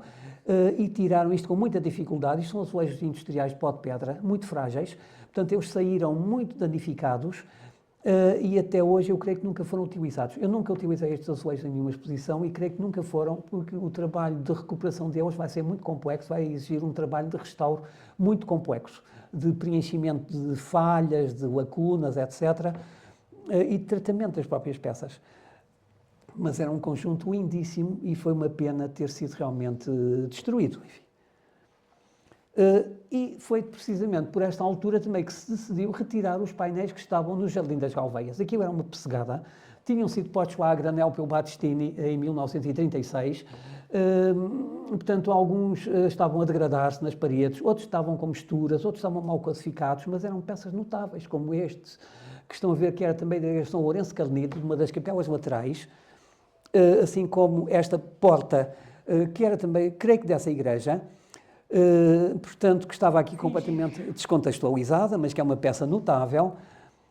Havia outros lindíssimos, como estes painéis barrocos com policromia, o que é muito invulgar, são painéis engraçadíssimos. Tenho aqui este para a mostra e este também, o centro de outro, que é do mesmo conjunto. E depois havia os painéis da Capela do Palácio da Mitra, extraordinários. A capela foi destruída quando a Câmara comprou o Palácio da Mitra nos anos 30. Não se sabe porquê. A cozinha foi desmanchada para se fazer uma biblioteca, mas a capela estava nas costas do palácio e acho que ainda hoje continua a ter lá um buraco atrás que as pessoas utilizam para arrumar os carros. Era uma capela joanina notável, elíptica, e que tinha uns azulejos extraordinários. O recheio da capela foi entregue ao Patriarcado, nunca mais ninguém o viu. Os azulejos ficaram no Museu da Cidade, três estiveram aplicados no Muro das Galveias e os outros estavam em depósitos. Portanto, estes são os painéis mais estreitos e estes mais largos são orçamentos extraordinários, com elementos alusivos à Virgem, litanias, do tal estilo regência, transição, mas já com muitos elementos rococós, portanto, sendo à volta de 1740 e tal.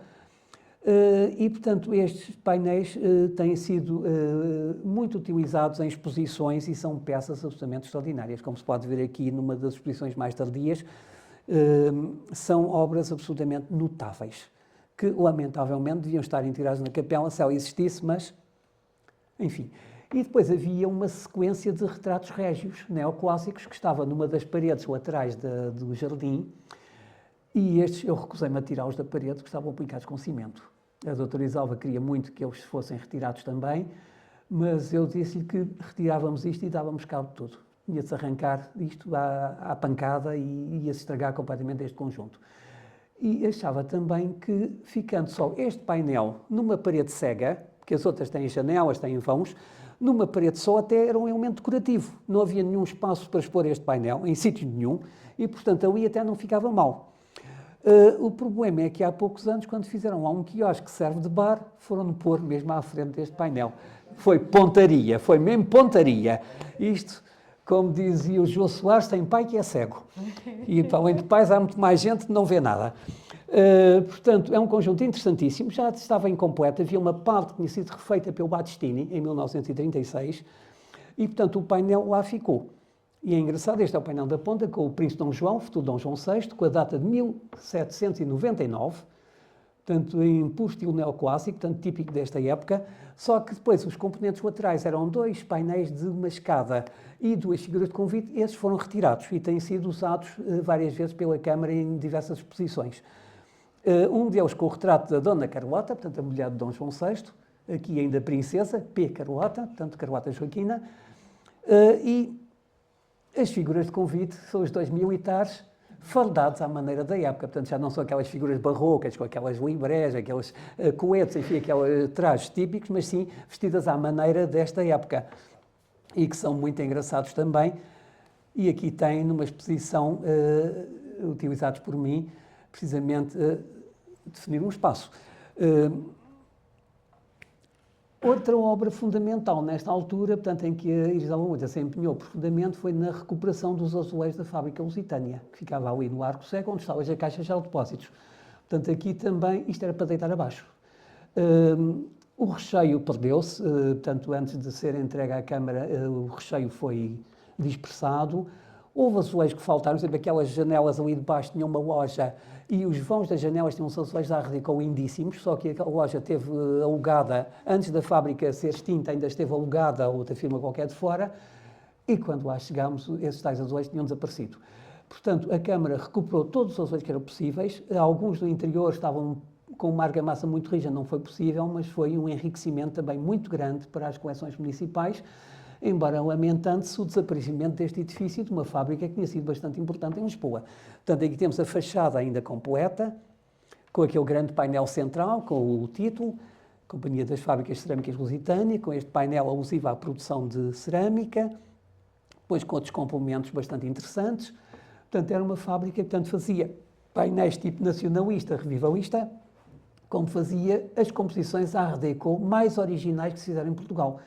Ambas dirigidas pelo diretor da oficina desta fábrica, que era o António Costa, que era um artista muito interessante, que está muito pouco estudado, tem sido muito pouco valorizado.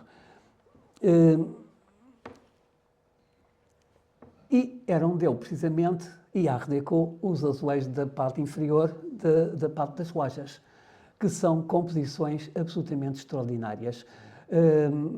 As composições Art Deco desta fábrica atingiram um requinte, uma qualidade técnica, uma qualidade de design absolutamente impressionante.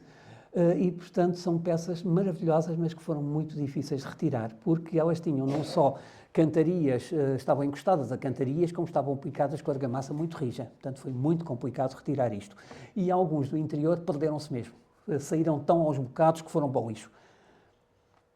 Portanto, são azulejos absolutamente extraordinários, que foi também outro grande enriquecimento para o Museu de Lisboa.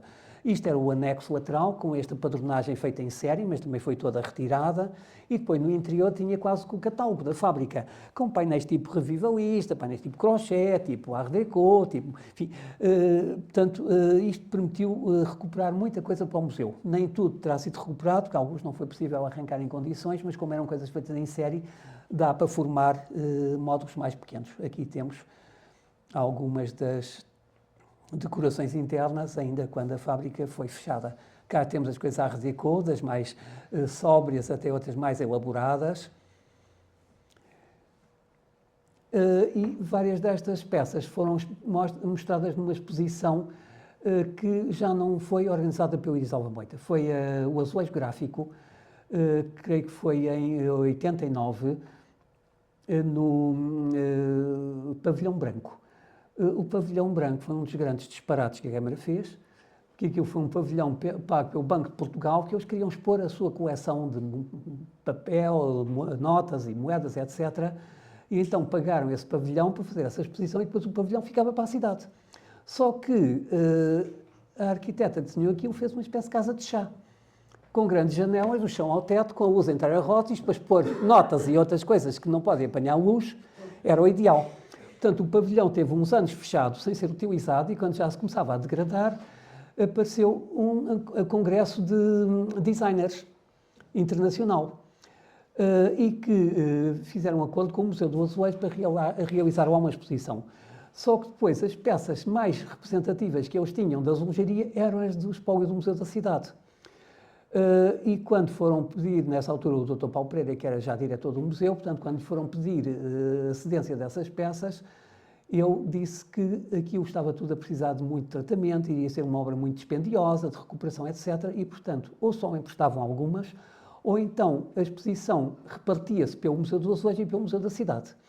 Portanto, as responsáveis ficaram zangadas, mas aceitaram e o pavilhão branco serviu finalmente para inaugurar com peças que tivessem algum caráter gráfico.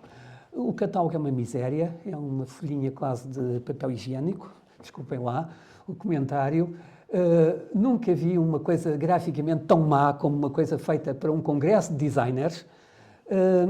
E como nós estivemos bastante à solta a fazer isto, portanto, fizemos um pouco à nossa maneira. Portanto, eu aqui já tinha estruturas usadas em Londres, desenhadas de propósito, portanto, que permitiam uma exposição mais cuidada, e foi uma forma de mostrar também muitas coisas que estavam no depósito do museu, algumas que nunca seriam expostas permanentemente, mas que aqui tiveram o seu papel. E é aqui que aparece o painel central da fábrica Lusitânia. Como não havia tempo, foi colado diretamente na parede, com um silicone quente. Portanto, isto era muito fácil, depois só com uma pancadinha ligeira de soltá-los da parede. E havia realmente a parede central, era a única onde este painel cabia, mas é uma parede que tem uma coisa muito peculiar. Reparem o que está ali no meio do vão.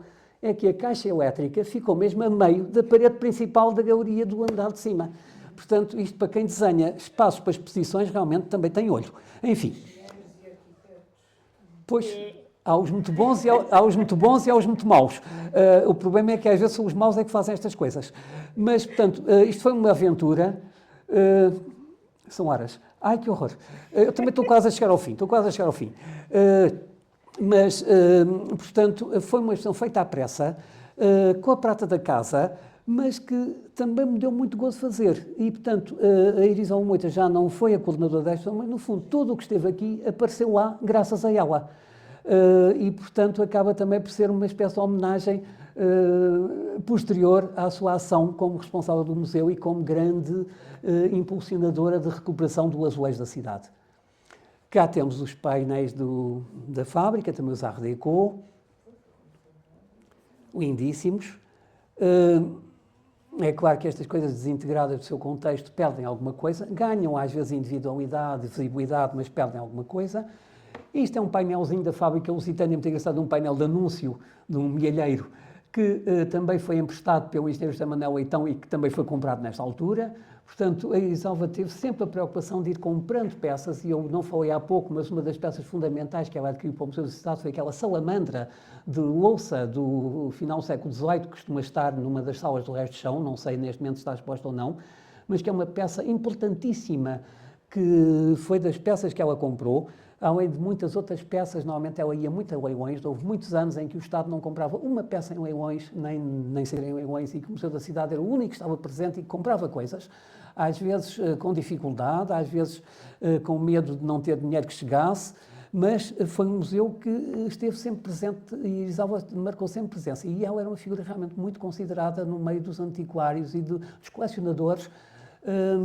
E aconteceu uma coisa, desculpa, isto eu tenho que contar, muito engraçada. Foi um dos leilões do Correio Velho, era um dos sítios onde ela gostava muito de ir às exposições e era muito considerada pelo João Pinto Ribeiro e pelos responsáveis de lá. E uma vez apareceu um tinteiro do Bordal Pinheiro, mas era um tinteiro deste tamanho, com duas vasilhas, com cabeças de animais, com correntes de guia, daquelas peças que eu fazia para a oferta, que eram peças únicas, que eu fazia para oferecer aos amigos e não em série. Bom, eu quando vi a peça ia-me dando uma coisa. Quando a Isalva depois foi lá ver a peça, também precisou quase um calmante. Na altura, a base de licitação era 250 contos. E como havia desenhos do Stuart e uma série de outras coisas, ela pediu realmente autorização para comprar uma série de peças e deram-lhe. Mas, normalmente, a direção da Câmara era com base na licitação que dava-lhe, podia ir a mais 20% ou 30% assim, mas era sempre uma coisa muito limitada. Portanto, nunca sabíamos onde é que a peça ia chegar. E como esta primeira era a primeira peça a ser leiloada, ela estava preparada, se fosse preciso, para gastar o dinheiro que tinha para as outras peças nesta. Só que eles puseram a peça, a base de licitação baixou para 200 contos.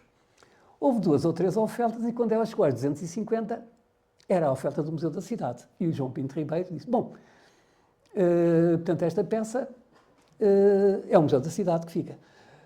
Só que houve alguém que viu que a peça estava muito barata e levantou a mão para fazer uma oferta. E o João fez uma coisa que eu estou convencido mais nenhum leiloeiro teria feito. O senhor, desculpe, mas esta peça vai para o Museu da Cidade e eu tenho o maior orgulho nisso, portanto eu já não aceito a sua oferta. Parabéns ao Museu da Cidade, enfim. E é claro que foi para o museu. Portanto, a Isabel estava preparada para gastar o dinheiro todo que tinha naquela peça. Não foi preciso. E deu para comprar as outras todas que ela queria.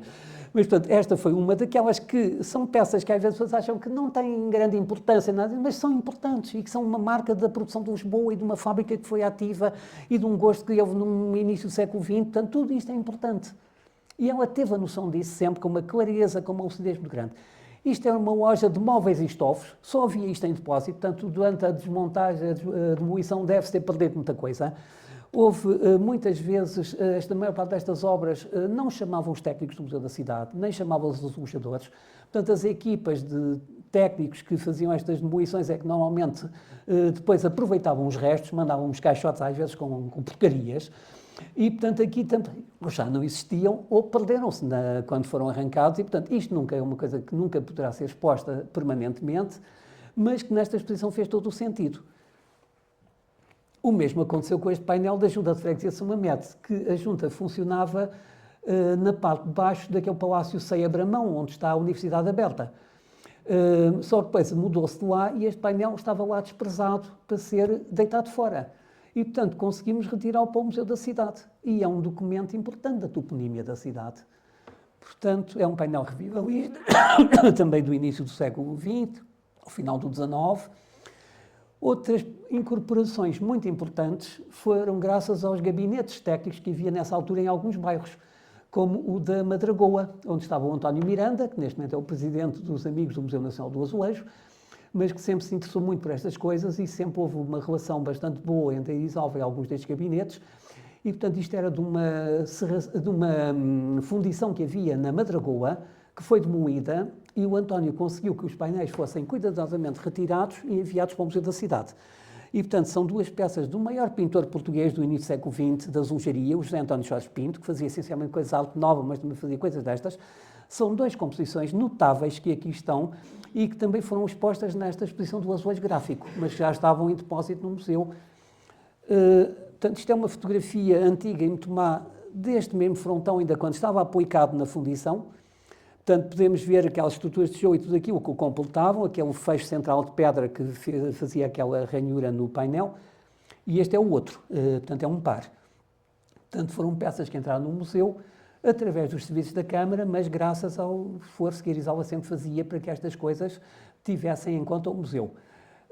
Isto é um painel muito engraçado, que já estava há muitos anos em depósito na Câmara, mas só foi exposto nesta exposição do azulejo gráfico, era do mercado de Picoas. É que este mercado tinha, que hoje já nem existe, há um mercado novo, mas um mercado antigo, tinha uma parede só forrada de painéis destes de azulejos de anúncio. Este foi o único que escapou, e metade falta toda a parte de baixo. Mas são documentos interessantíssimos, até para os aspectos sociais, económicos, de comércio, etc. São coisas realmente fundamentais. E para rematar, peças que foram adquiridas pela Irisalva Moita. Portanto, já falei de várias ao longo desta palestra, que já vai ficar um bocadinho comprida demais, se calhar para a vossa paciência, mas ela de vez em quando tinha a oportunidade de comprar coisas, este pequeno painel com esta custódia, o Santíssimo Sacramento, o outro ao lado não, o outro fazia parte daquele painel de Santo António do século XVII, que normalmente tem estado exposto à parte, mas acho que neste momento também está integrado no Museu Antoniano. Esta custódia que foi comprada, então, esteve aqui montada no Museu da Cidade há vários anos atrás, portanto já não no tempo dela, mas nos anos a seguir. Um conjunto muito importante, é uma série, são 6 ou 8 painéis, já não sei bem, de temas antonianos, são painéis também de estilo regência. Foram uns sujeitos com um lado daqueles muito suspeito, que apareceram uma vez lá no Museu da Cidade a propor a compra destes painéis, eram da Capela da Água Férrea de Canessas, que era uma quinta que estava ligada ao comércio da água e era uma capela que estava completamente em ruínas, já não tinha telhado. A doutora Isabel ainda pensou denunciar este caso e travar isto, só que ela percebeu que os sujeitos tinham um aspecto que, se não vendessem ao Museu da Cidade, vendiam aquilo outro qualquer. E então decidiu comprá-los para o Museu Antoniano. Quando estivemos lá na capela, aquilo não era de lá sequer. Portanto, a capela tinha uns silhares em baixo de azulejo vulgar e estes estavam a meio das paredes postos em gesso. E, portanto, o Sr. Inácio Enguindões foi lá retirar, ficou lá sozinho e os painéis quase iam caindo em cima, porque o gesso é um material impróprio para estas coisas. Portanto, ficaram no Museu da Cidade. A Câmara de Odivelas já se queixou que estes painéis, enfim, faziam falta e não sei o quê, mas na altura ninguém se preocupou com eles e realmente o Museu Antoniano é um espaço digno para eles estarem. Portanto, são conjuntos muito engraçados. Estou quase. Este é um dos registros que a Irisaba comprou, portanto houve vários, este é muito engraçado, devia estar por cima de um portão, é um registro da Fábrica do Rato, também de cerca de 1800, engraçadíssimo. Isto é um adereço de cozinha também que ela comprou, acho que foi para a exposição Marquês de Pombal, que eu não mostrei há bocado, fica um bocadinho descontextualizado, também é do engenheiro José Manuel Leitão. Isto é uma obra também interessante, foi comprada a um particular, é um painel do Jorge Colasso, por minha prima. Isto foi feito pelo Colasso para uma prima, que acho que era irmã da Amélia Rei Colasso. E, portanto, tem ali os brasões da senhora e do marido, foi uma prenda de casamento e, portanto, deve ser algum descendente que já não quis esta peça e que o vendeu ao Museu da Cidade numa altura em que ninguém ligava a estas coisas. Isto era considerado mau gosto.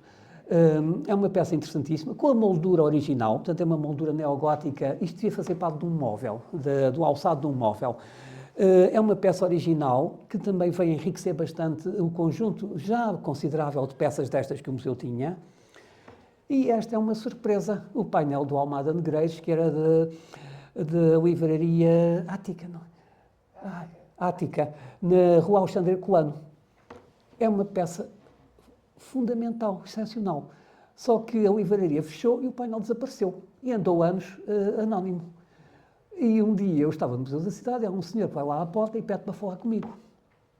E então disse-me que tinham este painel, porque havia uma firma que tinha comprado a livraria e que essa firma também tinha uma loja na Avenida João 21 e o painel tinha sido colocado em exposição na escada que descia para a cave. Mas como aquilo ia ser vendido e os donos novos não queriam o painel, eu ia pedir se podiam ter lá o painel no museu, em exposição, para quem o quisesse comprar. Bom, eu espero só um bocadinho. Subi ao gabinete, doutor Isabel, está ali um sujeito que tem um painel do Almada Negreiros da livraria para vender por 5 mil contos. O que é que a gente faz? Compra-o já. Pega no telefone, liga ao Dr. João Soares, na altura era vereador, Sr. Dr. João Soares, tenho aqui umas pessoas a quererem vender um painel do Almada Negreiros que era da livraria. O que é que eu faço? Porque tinha 5 mil contos. O que é que eu faço? Compre. Ficou logo. Foi-se logo buscar o painel e, portanto, já não saiu. Eu nunca o utilizei, porque eu estava numa montagem,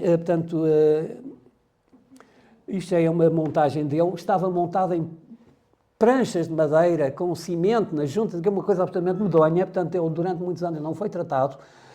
Esteve em várias exposições, nomeadamente a grande exposição que se fez do Almada Negreiros no Centro Cultural de Belém, mas foi uma peça que eu já nunca utilizei, mas que recentemente esteve em exposição, precisamente no Fragmentos de Cor, do Pavilhão Preto do Museu da Cidade, e que neste momento deve estar outra vez em armazém. E que é uma peça absolutamente notável, das raras que o Almada fez e a única que andava em circulação, porque as poucas que existem dele, tirando esta, ainda estão aplicadas em edifícios, felizmente. Acabamos com o Almada? Não, quase. Isto foi uma oferta muito simpática da fábrica de Santana, quando foi preciso fazer lá uma vez uma cópia de um painel do museu. O dono tinha lá, numas prateleiras, uns restos de azulejos, que eram estudos para os azulejos do Hotel Ritz, da fachada da cozinha, desenhados uns pela ANSI Cetal e outros pelo Almada Negreiros. E ofereceu esses restos ao Museu da Cidade. Portanto, este cá está, é um desses padrões, muito invulgares, muito modernistas dos anos 50, e que utiliza o verde de fundo, enquanto que o painel, depois a cor escolhida para o azulejo final foi azul. Portanto, é uma versão de estudo, mas que única, que é muito interessante e que também vai enriquecer muito o museu. E só mesmo para acabar, uma oferta esta extremamente generosa do Curubim Lapa, que foi em homenagem à doutora Iris Alva, que ofereceu um conjunto de peças muito significativas ao Museu de Lisboa, como, por exemplo, esta peça, que é muito engraçada, parece uma coisa muito moderna, mas reparem, em cima é uma brincadeira com o brasão da cidade, a caravela do São Vicente do Corpo de São Vicente com os corvos. Portanto, é um painel que tem que ver diretamente com Lisboa. E outro indício é esta composição, a gouache, Velas de Lisboa, que é um painel que, se não estou em erro, está na Suíça. Agora não tenho a certeza, não tive tempo de ir à procura, mas, portanto, é o cartão, que é uma peça lindíssima também e que, como é um tema de Lisboa, ele também decidiu oferecer ao Museu da Cidade. Portanto, várias destas peças também apareceram no Fragmentos de Cor, mas no tempo em que Iris Alva Moita foi responsável do museu não houve tempo de expor estas peças, mas realmente foi uma ação que ela teve extremamente importante e a conclusão é um bocadinho triste, é que realmente o pavilhão que era feito para ser azulejo nunca serviu para expor permanentemente os azulejos. Portanto, há poucos anos houve lá uma exposição sobre registros de azulejo, e há 8 anos fez-se os Fragmentos de Cor, mas foram exposições temporárias. E, portanto, o pavilhão, que neste momento é no espaço do Museu da Cidade, mas não pertence ao museu, pertence à EGEAC. A EGEAC é que decide as exposições que lá faz. E, portanto, Lisboa continua a não ter uma secção permanente de azulejos em exposição. E aquela vontade que o engenheiro Abcacis teve na inauguração dos Azulejos de Lisboa de se criar um pavilhão para esse fim, continua por cumprir. Portanto, eu creio que Iris Alva morreu muito amargurada neste aspecto por nunca ter conseguido pôr de pé este núcleo e esta coleção. Portanto, espero que um dia seja possível fazê-lo e que seja mais um contributo ao papel importantíssimo que ela teve em todos estes contextos. Muito obrigado pela vossa atenção.